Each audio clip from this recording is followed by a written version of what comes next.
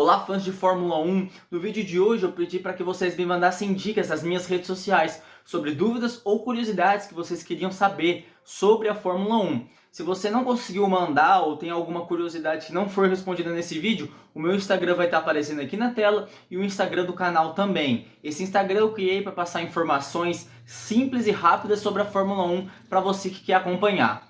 Então, sem mais delongas, vamos pro vídeo de hoje que tá bem legal. Now go!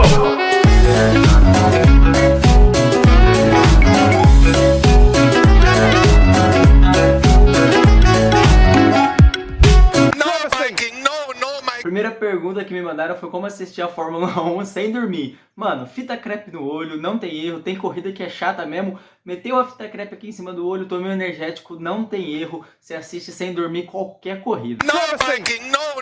A próxima pergunta que me mandaram foi como é realizada a largada, se ela é de maneira aleatória. Não, a largada é determinada numa classificação.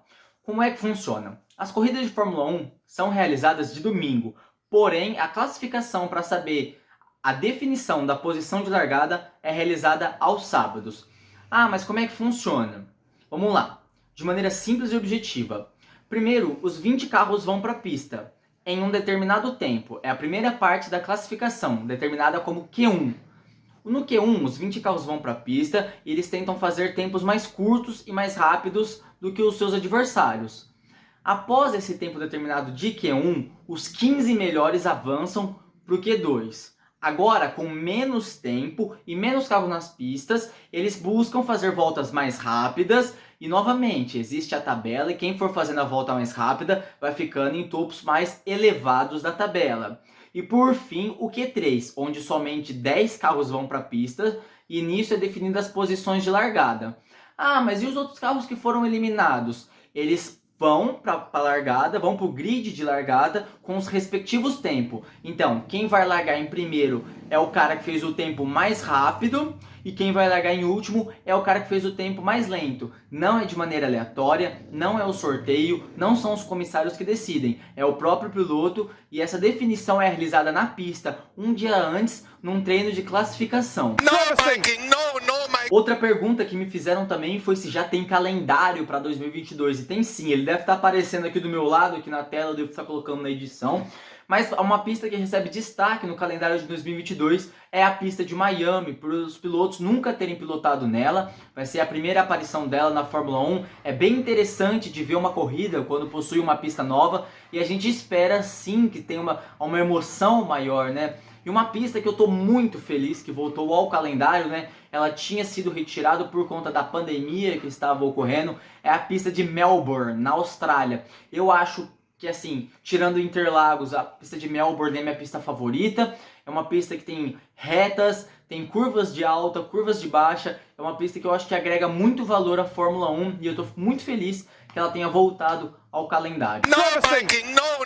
Uma pergunta também que foi feita é: por que quando tem batida os pilotos relargam dos boxes? Bom, a primeira coisa que eu queria falar é que não, eles não relargam dos boxes, mas sim, eles podem ir para os boxes. Como é que funciona?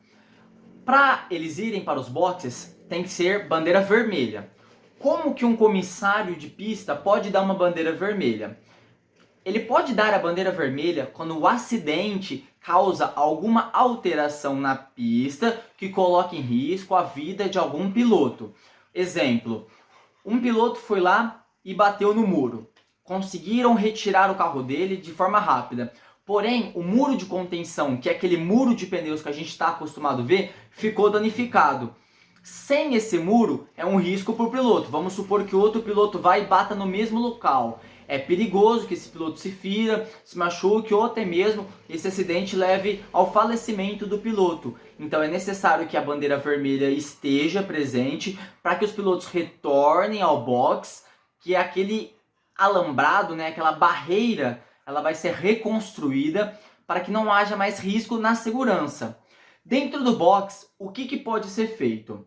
Dentro do box, o piloto pode sair do carro, ele pode tomar um ar, tomar uma água. Eles podem também, os engenheiros, trocar os pneus. Qualquer piloto pode trocar o pneu dentro do box durante uma bandeira vermelha. Após isso, a comissão de prova ela vai dar um horário, vai falar assim, ó, nós vamos voltar para a corrida tal horário. Os pilotos voltam aos seus carros, eles dão uma volta até o grid de largada. O grid de largada são aquelas posições que a gente está acostumado a ver no asfalto, aqueles desenhos brancos. Eles voltam para os carros, para os desenhos brancos, nas suas respectivas posições, o primeiro em primeiro, o segundo em segundo, e assim por diante. E é uma nova relargada feita com as luzes. Uma relargada, assim como a primeira largada normal, a relargada é feita da mesma forma. Então eles vão para o boxes somente se houver uma bandeira vermelha e após o término dessa bandeira é feita uma relargada muito semelhante à largada principal. Outra pergunta e a próxima pergunta que me fizeram foi como se tornar um piloto de Fórmula 1. Um piloto de Fórmula 1 ele deve obedecer algumas regras, mas ele tem que ter uma caminhada, ele tem um caminho a seguir. Geralmente, a grande maioria começa no kart. O kart é uma categoria assim, a base da base para você ser um piloto de Fórmula 1. Mas vamos supor, o cara quer ser piloto de Fórmula 1, ele tem que obedecer algumas regras.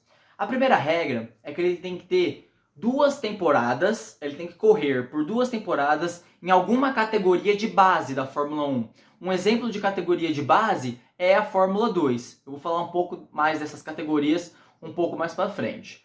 Outra regra é que o piloto tem que ter 18 anos. Ele precisa ter 18 anos, independente do seu país de origem. A gente sabe, né, como nos Estados Unidos pode sim dirigir com 16. Isso não interfere a necessidade do piloto ter 18 anos para pilotar a Fórmula 1.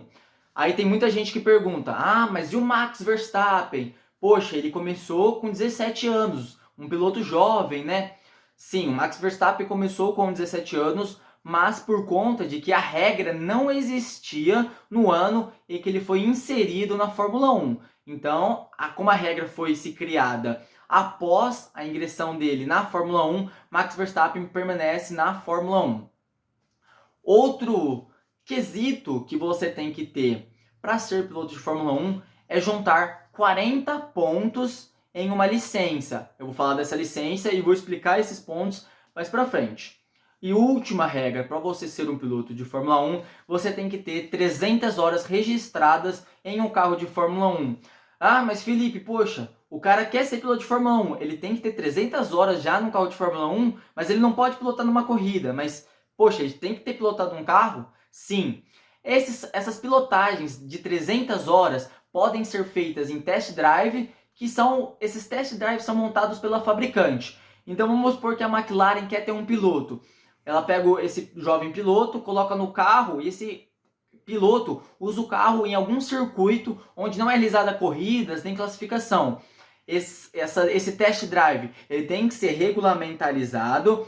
As 300 horas, obviamente, que não são feitas de uma vez, isso acho que humanamente é impossível, então o piloto vai adquirindo essas 300 horas ao longo do tempo. Mas é possível sim que ele pilote um carro de Fórmula 1 sem que seja numa corrida ou treino de classificação. Ele pode realizar um test drive junto com a fabricante.